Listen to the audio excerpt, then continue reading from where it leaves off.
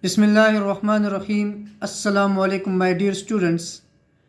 I welcome you all to this new lecture after a short break. Dear students, today in this lecture we will study an important topic of chapter 3 enzymes, that is energy changes or energy of activation or activation energy represented by EA, are why organic catalysts or why biological catalysts, that is enzymes, are used in living bodies, or in other words, what is the need of enzymes in living bodies, in living organisms, or you can say we will study the concept of activation energy.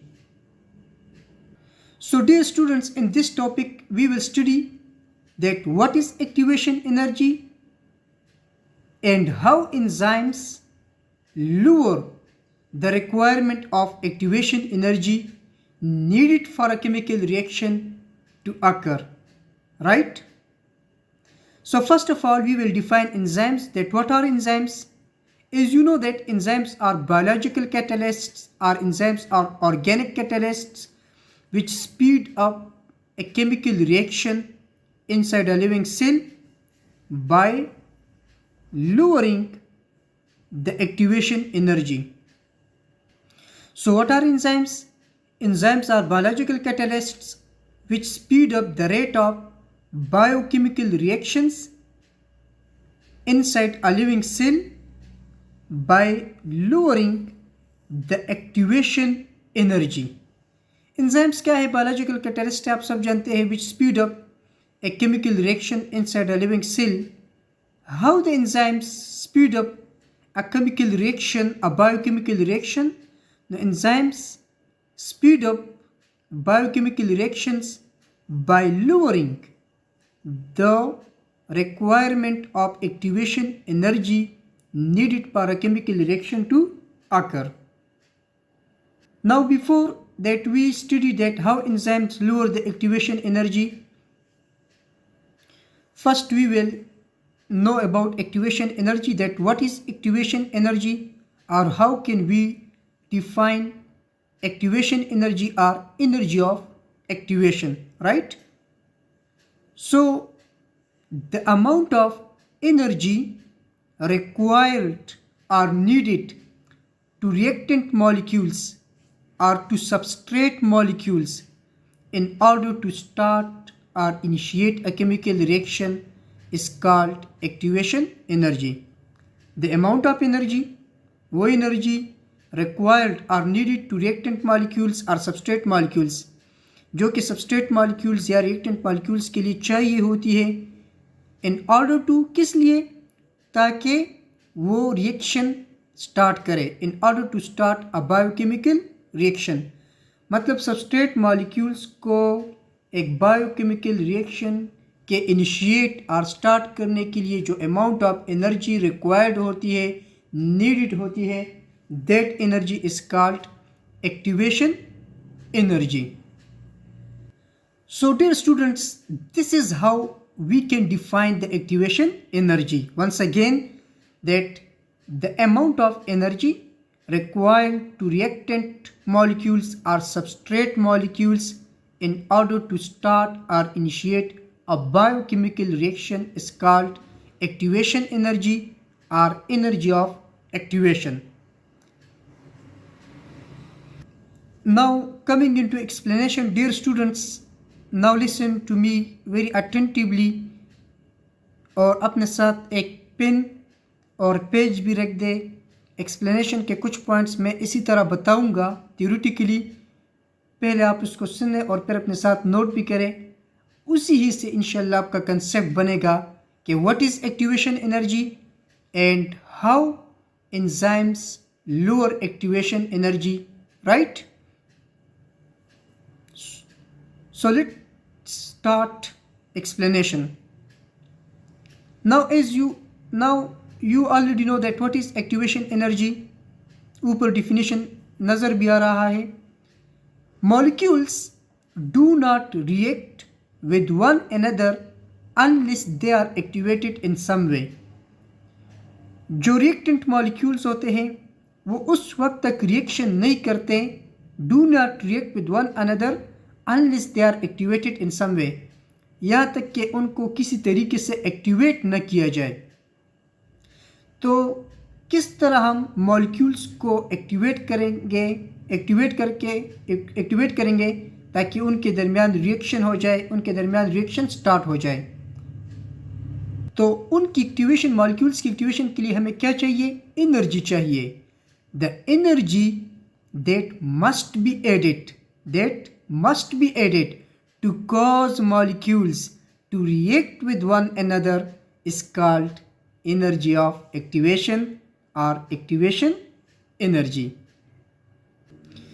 मतलब वो energy जो हमने ज़रूर molecules को add करना है, देना है, किस लिए? To react with one another, यानी to initiate, to start a chemical reaction is called energy of activation. So dear students, this is another definition of activation energy, that the energy that must be added to cause molecules to react with one another is called energy of activation. So once again, molecules do not react with one another unless they are activated in some way. The energy that must be added to cause molecules to react with one another is called energy of activation. तो molecules को activate करने के लिए, उनके दरमियान reaction start करने के लिए हमने उनको ज़रूर क्या देनी है? एक एनर्जी देनी है। That energy is called activation energy और energy of activation, represented by E and small a, right. Now आगे वाले पॉइंट्स मैं इस तरह थ्योरेटिकल बताऊंगा, आप उसको गौर से सुने, पर नोट भी करें। That will help you to understand the activation energy in a better way इंशाल्लाह। Now dear students, all reactions, even spontaneous reactions, जो reactions खुद होते हैं, require activation energy। हर एक रिएक्शन के लिए, को इनिशिएट करने के लिए, को स्टार्ट करने के लिए हमें क्या चाहिए होती है? एक्टिवेशन एनर्जी ज़रूरी होती है। So all reactions, even spontaneous reactions, need or require activation energy. In non living systems, जो नॉन लिविंग सिस्टम्स है, मतलब जो लिविंग ऑर्गेनिज्म से बाहर जो रिएक्शंस होते हैं, लैब वगैरह में जो रिएक्शंस होते हैं, we use heat as activation energy. बाहर हम जो केमिकल लैब्स में हम जो केमिकल रिएक्शंस, केमिकल एक्सपेरिमेंट्स करते हैं, तो वहाँ पर हम क्या करते हैं? We use in non-living systems, we use heat as activation energy. But in living organisms, heat can't be used as activation energy. लेकिन living organisms में, living systems में हम heat को as activation energy use नहीं कर सकते, because protein molecules, why? Because protein molecules will be denatured। क्योंकि फिर जो प्रोटीन मॉलिक्यूल्स होते हैं वो हाई टेम्परेचर पे क्या हो जाते हैं? डीनेचर हो जाते हैं, right, which will lead to the end of life. Non living system में हम heat as energy, as activation energy use करते हैं, लेकिन in living system heat can't be used as activation energy because protein molecules will be denatured. Living organism में हम heat को as activation energy use नहीं कर सकते। तो क्या होता है? एंड ये भी याद रखें कि about 1000 chemical reactions are taking place in a cell at any time, और एक सेल के अंदर तकरीबन हर टाइम 1000 केमिकल रिएक्शंस होते हैं। एट एनी टाइम तकरीबन एक लिविंग सेल में 1000 केमिकल रिएक्शंस होते हैं। About 1000 chemical reactions are taking place in a cell at any time। हर वक्त एक सेल में हर एक मोमेंट पे 1000 chemical reactions होते रहते हैं। So activation energy required for such a large number of reactions cannot be provided by the living system। तो इतने सारे रिएक्शंस के लिए जो एक्टिवेशन एनर्जी चाहिए होती है ये लिविंग सिस्टम प्रोवाइड नहीं कर सकते। Activation energy required for such a large number of reactions cannot be provided by the living systems। तो लिविंग सेल्स के अंदर, लिविंग बॉडीज के अंदर बहुत सारे केमिकल रिएक्शंस होते हैं। हर एक केमिकल रिएक्शन के लिए एक्टिवेशन एनर्जी चाहिए होती है। तो इतने सारे रिएक्शंस के लिए living system activation energy provide नहीं कर सकता। तो क्या होगा? और आप तो जानते हैं कि these chemical reactions are vital for the survival of living organisms, right? तो इन लिविंग सिस्टम्स में क्या होता है? So the living systems have enzyme catalyse system. Living systems के अंदर अल्लाह ताला ने एंजाइम कैटालाइज सिस्टम बनाया है। एंजाइम्स बनाए हैं जो कि रिएक्शंस को कैटालाइज करते हैं, स्पीड अप करते हैं, which reduce activation energy, thus making it possible for reactions to take place in cells। वो एंजाइम्स क्या करते हैं? एक्टिवेशन एनर्जी की जो रिक्वायरमेंट है केमिकल रिएक्शंस के लिए उसको रिड्यूस करते हैं, कम करते हैं, making it possible for reactions to take place in cells at normal body temperature. और ये पॉसिबल बनाते हैं, ये मुमकिन बनाते हैं कि वो chemical reactions normal body temperature पे हो जाए। तो डियर स्टूडेंट्स, वंस अगेन इसको देखें कि about 1000 chemical reactions are taking place in a cell at any time. Activation energy required for such a large number of reactions can not be provided by the living system, by the living organisms. So living systems have enzyme catalysed system which lower the activation energy। ये जो activation energy की requirement है, enzymes इस activation energy की requirement को क्या करते हैं? रिएक्शंस के लिए कम करते हैं। सो thus making it possible for reactions to take place in cells at normal body temperature। चूँकि एंजाइम्स इस एक्टिवेशन एनर्जी की रिक्वायरमेंट को कम कर देते हैं तो इसी वजह से making it possible for reactions, यही रिएक्शंस फिर क्या होते हैं? टेक प्लेस इन सेल्स, फिर सेल्स में होते हैं एट नॉर्मल बॉडी टेम्परेचर। इसका मतलब ये है कि अगर लिविंग सिस्टम्स में, लिविंग बॉडीज़ में, लिविंग ऑर्गेनिजम्स में ये एंजाइम्स ना होते, ये एंजाइम कैटालाइज सिस्टम ना होता, तो ये लिविंग बॉडी के अंदर जो केमिकल रिएक्शंस होते हैं ये नॉर्मल बॉडी टेम्परेचर पे पॉसिबल ना होते, right? Now dear students, look into this graph or figure or diagram. The horizontal line shows the progress of reaction while the vertical line shows energy activation, amount of activation energy। इसमें आप देखें तो यहाँ पे हमारे पास ये एक reaction हो रहा है। ये सबस्ट्रेट मॉलिक्यूल्स है, ये ग्लूकोज है और ऑक्सीजन है, C6H12O6 और ऑक्सीजन, रेस्पिरेशन का प्रोसेस है, एक केमिकल रिएक्शन है। तो ये ग्लूकोज और ऑक्सीजन ये सबस्ट्रेट मॉलिक्यूल्स है या रिएक्टेंट्स है जिनके दरमियान क्या होता है? रिएक्शन होता है। और ये प्रोडक्ट्स है, इससे क्या बनता है? कार्बन डाइऑक्साइड बनता है, वाटर बनता है, ठीक है। अब जब इन रिएक्टेंट मॉलिक्यूल्स में हमारे पास रिएक्शन स्टार्ट होता है या सबस्ट्रेट मॉलिक्यूल्स में जब रिएक्शन स्टार्ट होता है तो इस रिएक्शन को इनिशिएट करने के लिए, स्टार्ट करने के लिए वी नीड एक्टिवेशन एनर्जी। इसके लिए क्या चाहिए? एक्टिवेशन एनर्जी चाहिए।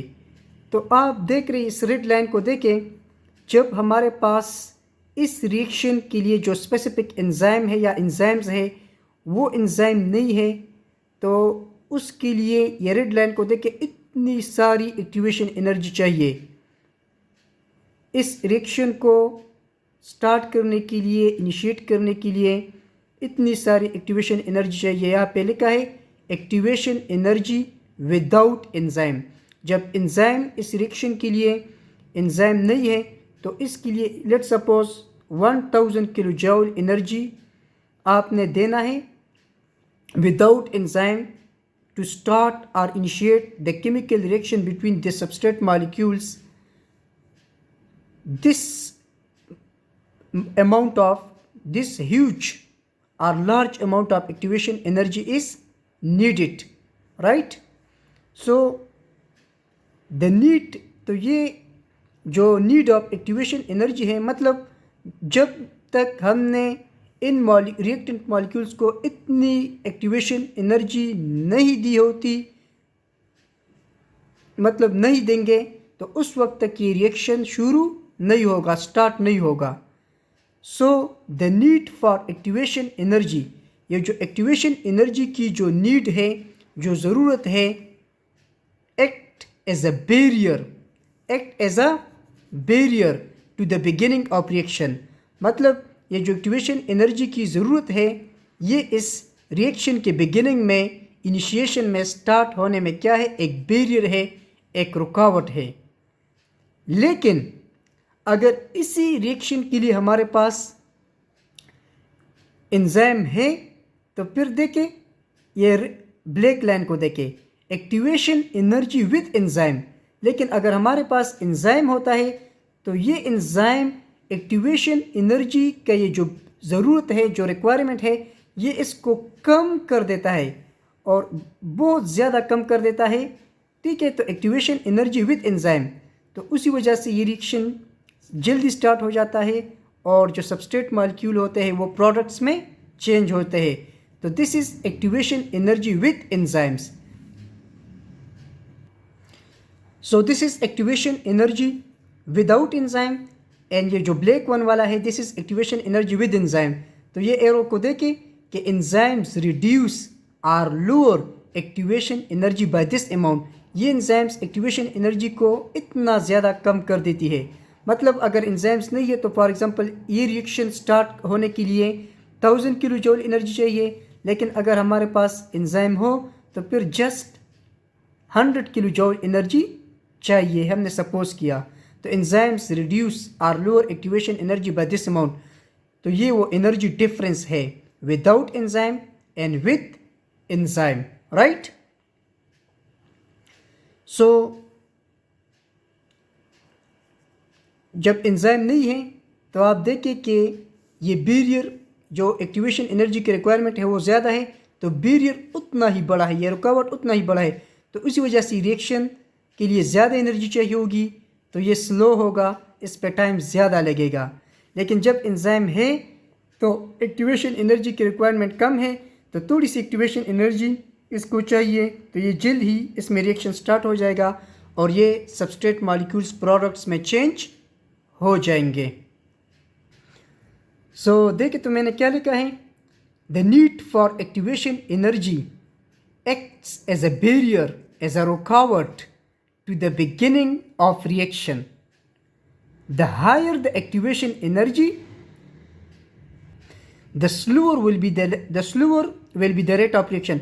मतलब जितना ज़्यादा एक्टिवेशन एनर्जी चाहिए होगी, तो उतना ज़्यादा ये बैरियर बड़ा होगा, तो उतना रेट ऑफ रिएक्शन स्लो होगा. और जितनी एक्टिवेशन एनर्जी की रिक्वायरमेंट कम होगी, तो उतना रेट ऑफ रिएक्शन क्या होगा, फास्ट होगा. यानी हायर, यानी the requirement of activation energy जो है, ये क्या है, it is inversely proportional to the rate of reaction.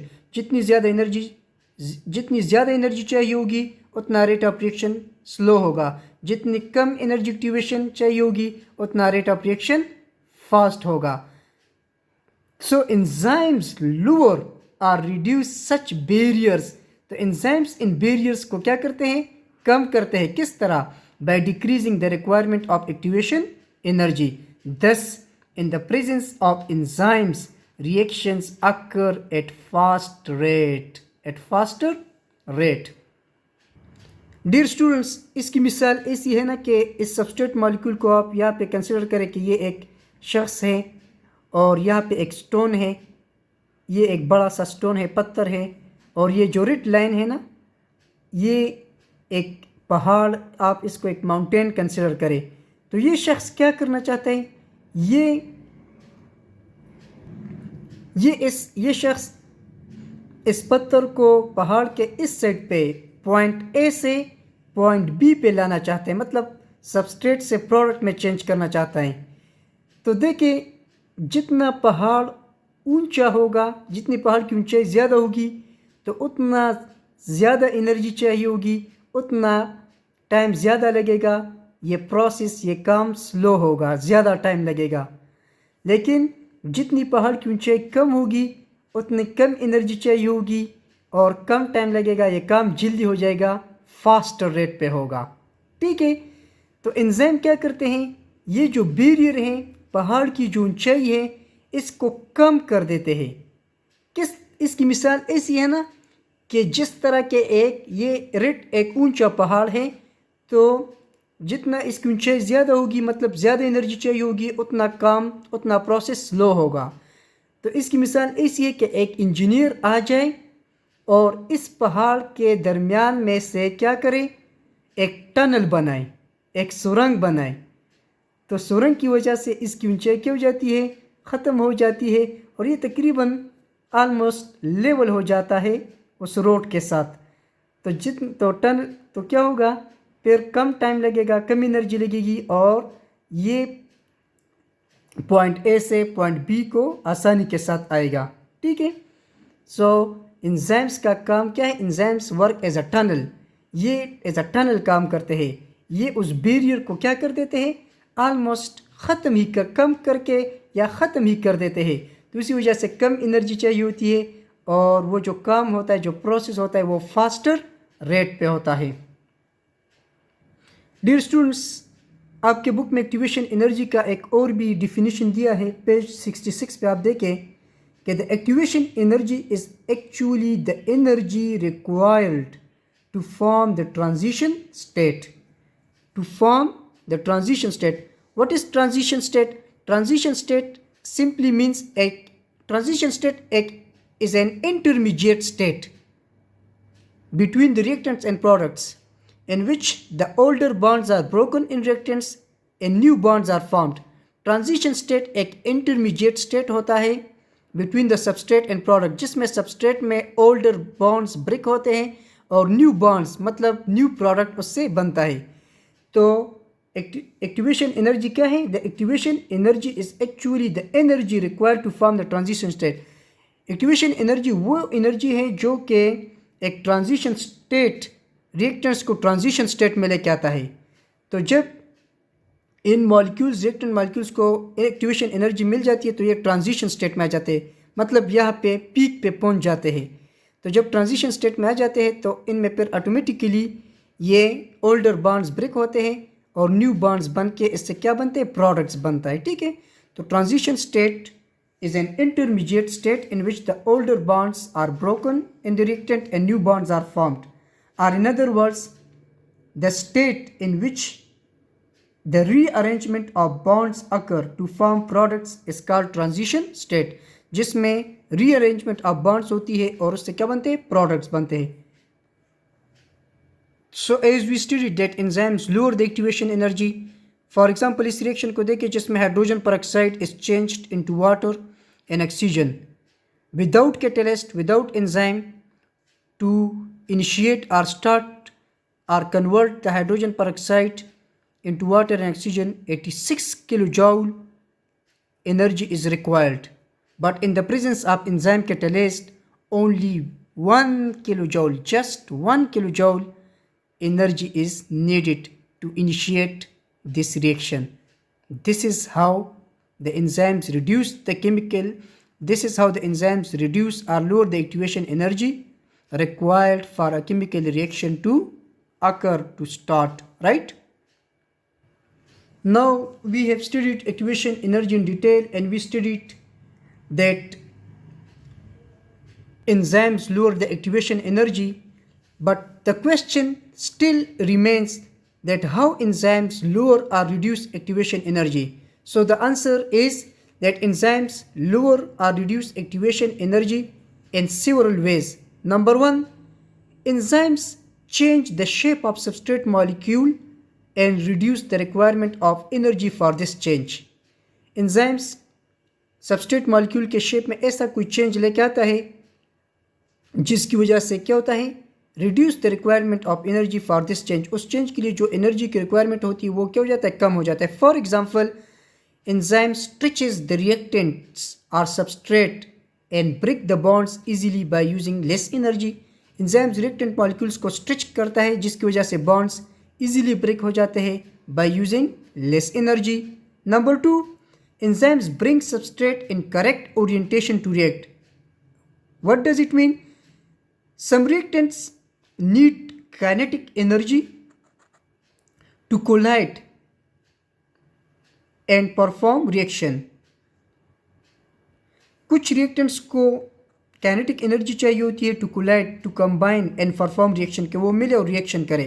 Enzymes bring them into contact with each other, तो एंजाइम्स उनको आपस में मिलाता है, so less energy is required to start a reaction, right. Number 3, enzyme में also disrupt mean changes the charge distribution on substrate molecule. बाज़ औक़ात enzyme जो सबस्ट्रेट मॉलिक्यूल पे जो चार्ज होता है उसको चेंज करता है। फॉर एग्जांपल, अगर दो मॉलिक्यूल्स हैं, एक पे पॉजिटिव चार्ज है दूसरे पे नेगेटिव, तो एंजाइम्स दोनों को पॉजिटिव करता है, तो वो ऑटोमेटिकली वो बॉन्ड्स क्या हो जाता है, ख़त्म हो जाता है, या दोनों को नेगेटिव कर देता है। सो this is how enzymes lower or reduce activation energy needed for a chemical reaction to occur. So with this we completed the concept of activation energy. Hope that it will be clear to you. Thank you. Allah Hafiz.